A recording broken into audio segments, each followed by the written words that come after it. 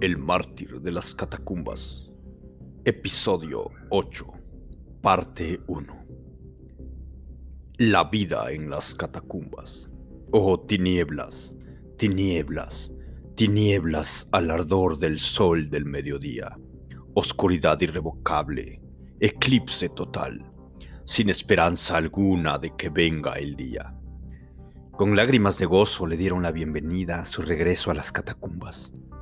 Con vivo entusiasmo escucharon las referencias de sus entrevistas con sus superiores y al mismo tiempo que compartían su comprensión de sus dificultades, se regocijaban que él hubiera sido hallado digno de sufrir por Cristo.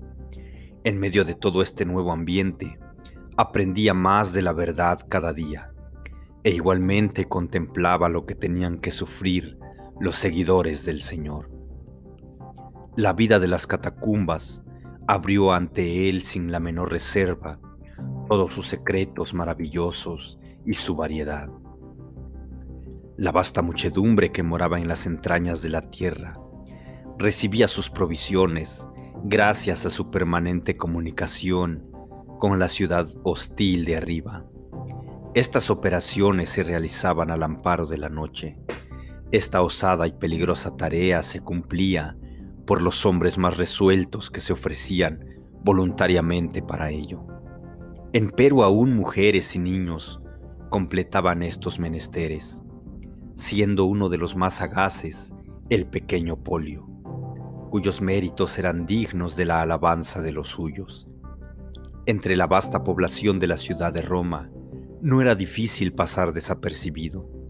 Era así que las provisiones no escaseaban. No obstante, había veces en que esas correrías terminaban abrupta y fatalmente, y no se volvía a ver más a los osados aventureros.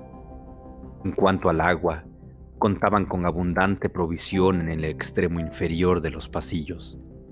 Allí contaban con pozos y fuentes de aprovisionamiento suficientes para todas sus necesidades. Era también en la noche que se hacían ciertas expediciones, las más tristes de todas. Estas consistían en la búsqueda de los cuerpos de aquellos que habían sido despedazados por las fieras salvajes o quemados en las piras. Estos despojos bien amados se lograban rescatar a costa de los mayores peligros y se transportaban rodeados de miles de riesgos. Enseguida los amigos y parientes de los muertos celebraban los sencillos servicios fúnebres, como también la fiesta en que se les daba sepultura.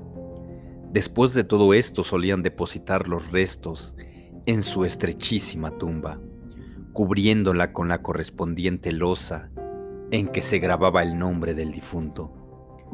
Aquellos primitivos cristianos vivían inspirados de la gloriosa doctrina de la resurrección.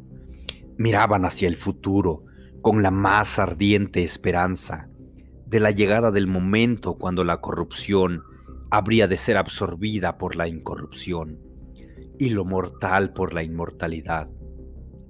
Y era así que ellos no querían permitir que el cuerpo de ellos, al que tan sublime destino le esperaba, fuera reducido a cenizas, llegando hasta pensar que aún las sagradas llamas funerales eran una honra para el cuerpo que era el templo de Dios, y tanto favor había merecido de las alturas celestiales.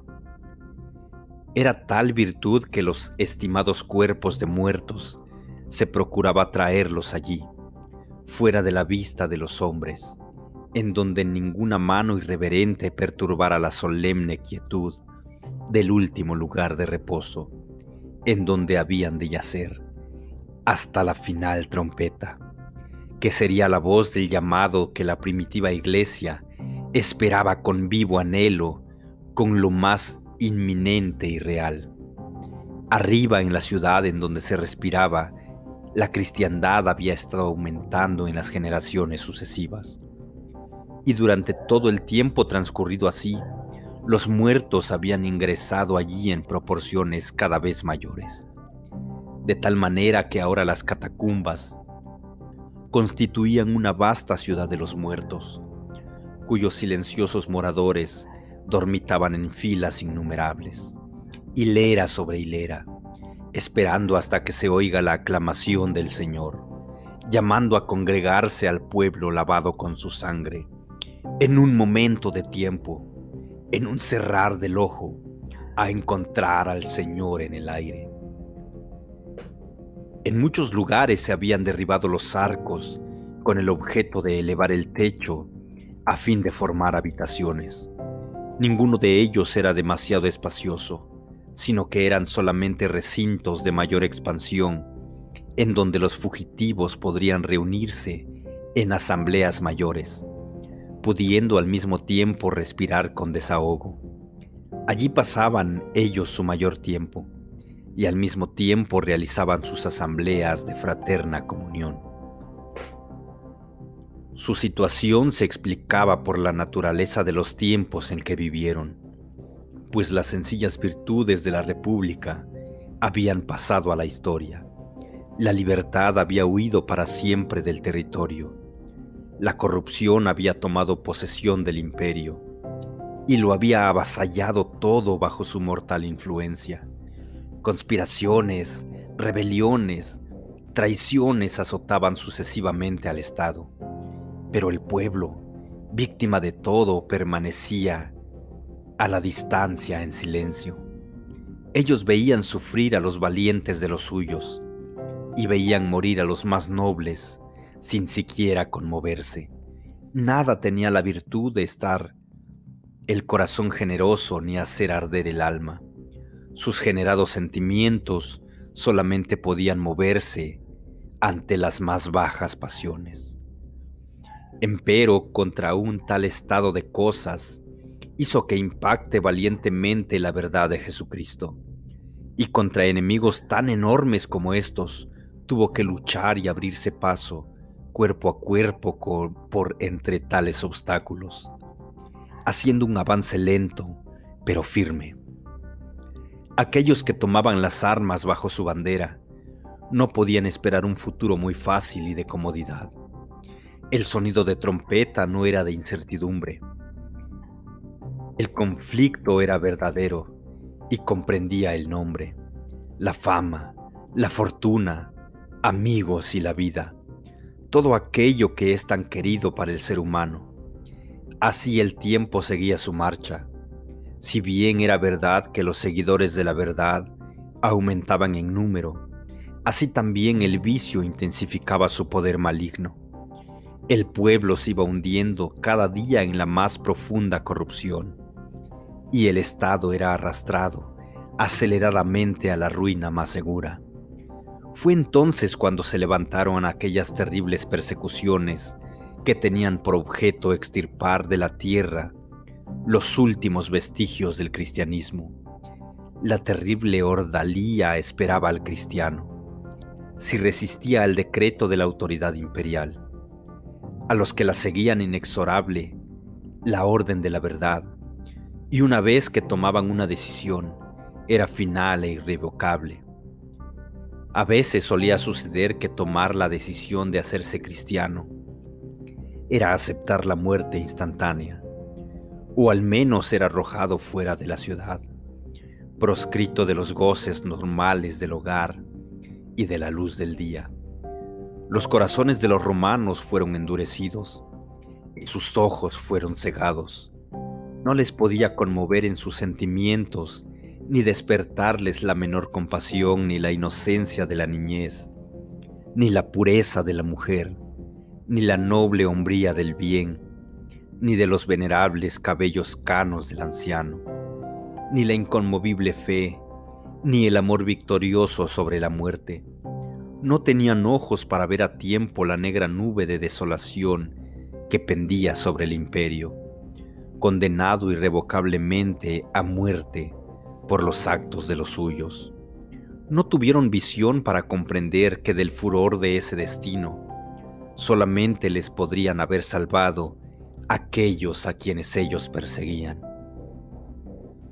Empero en la plana vigencia de ese reino de terror, las catacumbas abren sus puertas delante de los cristianos, cual una ciudad de refugio, Allí reposaban los huesos de sus antecesores, que de generación en generación habían luchado por la verdad, y el polvo de sus cuerpos esperaba aquí la aclamación de la resurrección.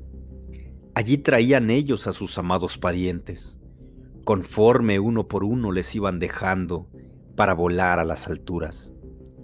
Hasta aquí el hijo había traído en hombros el cuerpo de su anciana madre, y el progenitor había visto a su menor depositado en la tumba. Hasta aquí ellos habían portado piadosamente los mutilados despojos de aquellos que por su fe habían sido despedazados por las fieras salvajes en la arena, los cuerpos chamuscados de aquellos que habían sido entregados a las llamas, o aún los enjutos cuerpos de los más desdichados de todos, que habían exhalado el último suspiro de su vida tras la larga agonía que constituía la muerte por crucifixión.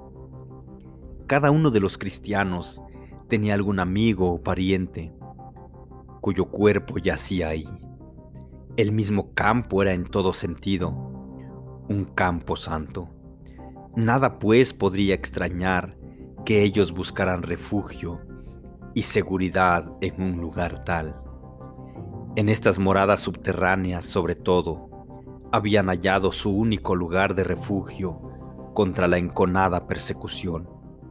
En aquel tiempo no podían buscar auxilio en países extranjeros o más allá de los mares, porque para ellos no existían países de refugio y no había tierra a donde los mares en que tuvieran la menor esperanza.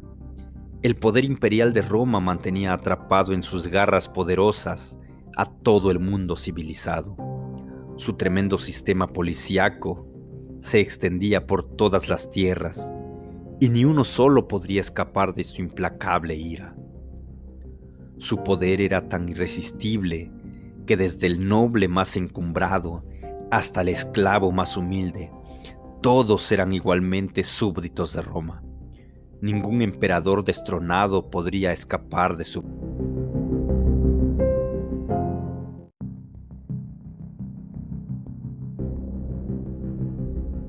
venganza. Ni siquiera se podía esperar el tal escape. Cuando Nerón cayó, lo único que alcanzó a hacer fue ir a una villa cercana y matarse. Empero, aquí abajo, en estos infinitos laberintos, aún el poder de Roma no tenía valor alguno, pues sus burlados emisarios vacilaban en la misma entrada.